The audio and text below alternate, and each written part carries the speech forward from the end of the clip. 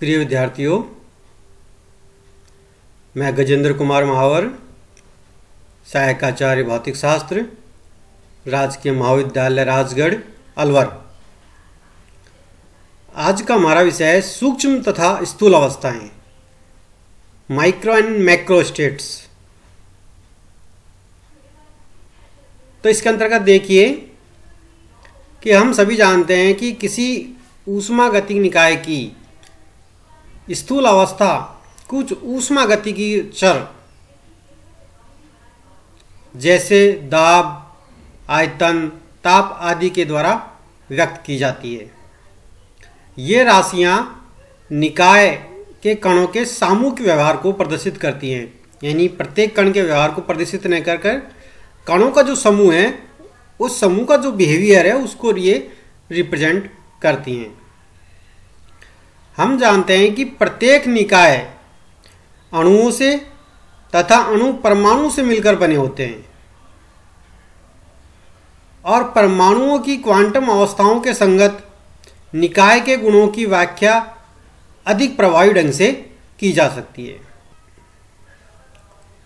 हम जानते हैं कि चिरसम सांख्यिकी में किसी कणों के निकाय में किसी कण की अवस्था को अगर व्यक्त करना है तो हमें 3 स्थिति निर्देशांक XYZ तथा 3 संवेग निर्देशांक PX, PY और PZ की आवश्यकता हमें होती है, जिसकी सहायता से हम कला निर्देशांकाश में किसी कण की स्थिति को व्यक्त कर सकते हैं। इस कला निर्देशांकाश को विभिन्न कला कोष्ठिकाओं में विभाजित किया जा सकता है, यानी जो कला निर्देशांकाश है उसको हम विभिन्न कला कोष्ठिकाओं में विभाजित कर सकते हैं, जो कि हमने कला निर्देशांक के टॉपिक में हमने इसका अध्ययन किया था।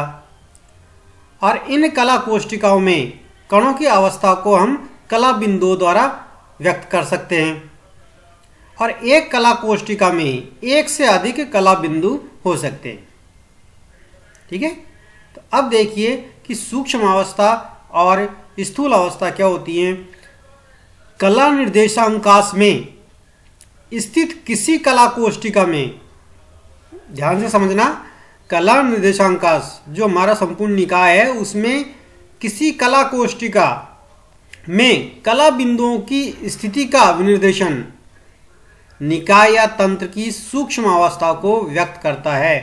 यानी कला कोष्ठिकाओं में कला बिंदुओं का जो स्थिति, किस प्रकार की उनकी स्थिति है, कहाँ पर उनकी स्थिति है, उनका जो विनिर्देशन है, निरूपण है, वो तंत्र की सूक्ष्म अवस्था को व्यक्त करता है। और इसी प्रकार कला निर्देशांकाश में किसी कला कोष्ठिका में कला बिंदुओं की जो संख्या का निर्देशन है वो निकाय की स्थूल अवस्था को व्यक्त करता है।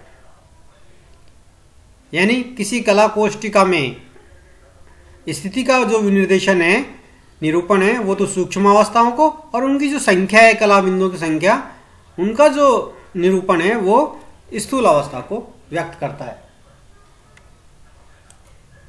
तो सूक्ष्म अवस्था और स्थूल अवस्था को हम निम्न उदाहरण की सहायता से समझने का प्रयास करते हैं।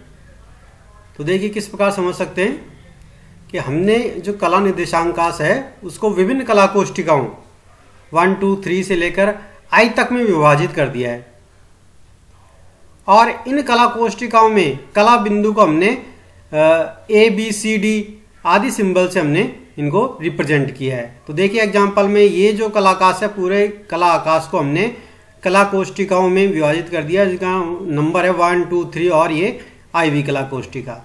और इनमें जो कला बिंदुओं को हमने रिप्रेजेंट किया, जैसे 1 में AB से, 2 में CDE से, 3 में FGHI से और I में M से हमने रिप्रेजेंट किया है।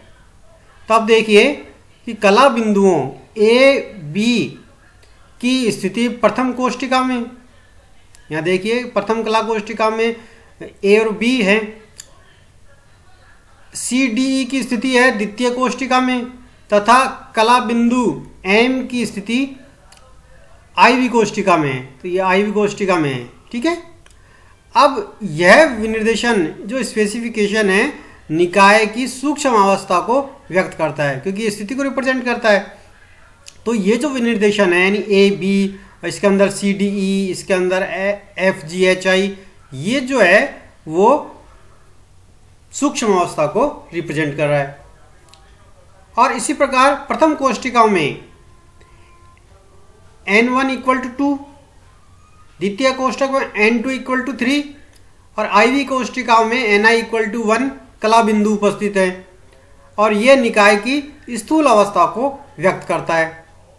देखिए प्रथम में कितनी है, A और B दो स्थितियां हैं, तो नंबर जो स्थितियों का जो नंबर है वो स्थूल अवस्था है। तो इसमें 2, इसमें 3, इसमें है 4। ठीक है, तो ये जो है वो स्थूल अवस्था को व्यक्त करता है। ठीक है, आगे देखिए, किसी निश्चित कला कोष्टिका में कला बिंदुओं की स्थिति में परिवर्तन करने पर सूक्ष्म तथा स्थूल अवस्थाओं में कोई परिवर्तन नहीं होता है। अगर किसी कला कोष्टिकाओं में हम जो कला बिंदु की स्थिति को चेंज करते हैं, जैसे पहली जो कला कोष्टिका है उसमें है ए और बी, अगर मैं इसको बी और ए करूं तो इससे ना तो सूक्ष्म अवस्था में कोई परिवर्तन होगा और ना ही स्थूल अवस्था में कोई परिवर्तन होगा। इसी प्रकार यदि किन्हीं दो कला कोष्टिकाओं के मध्य कला बिंदुओं का आदान प्रदान करने पर सूक्ष्म अवस्था तो परिवर्तित हो जाती है परंतु स्थूल अवस्था में कोई परिवर्तन नहीं होता है। जैसे पहली कला कोष्टिका उसमें ए और बी दो, और जो सेकंड है उसमें अंदर है सी डी ई। तो मैं अगर बी और सी को इंटरचेंज कर दूं तो क्या होगा कि अब ए में जो स्थिति हो जाएगी वो ए और सी, और उसमें हो जाएगी बी डी ई।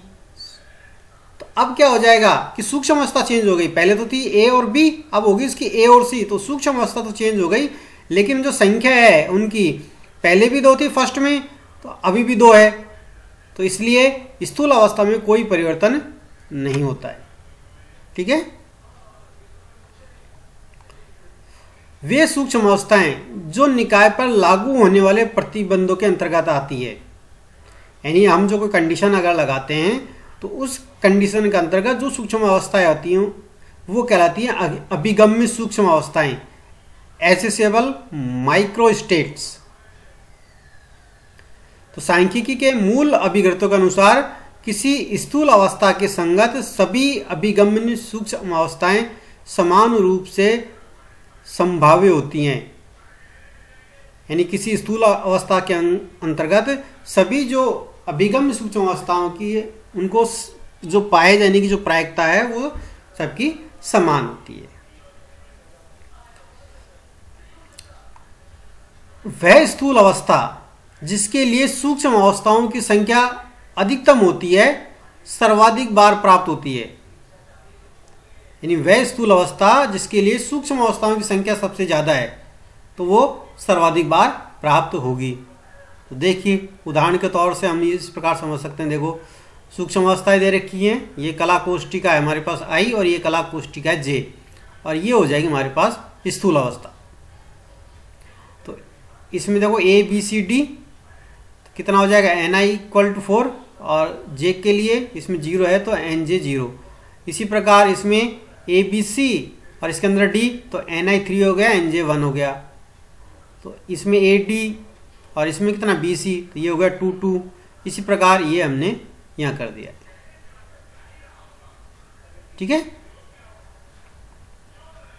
एक अन्य उदाहरण से भी हम इसको समझ सकते हैं कि जैसे कोई ताश का खेल होता है तो उस ताश के खेल में हमारे पास 4 हुकुम के, 4 पान के, 2 ईंट के व 3 चिड़ी के पत्ते आते हैं,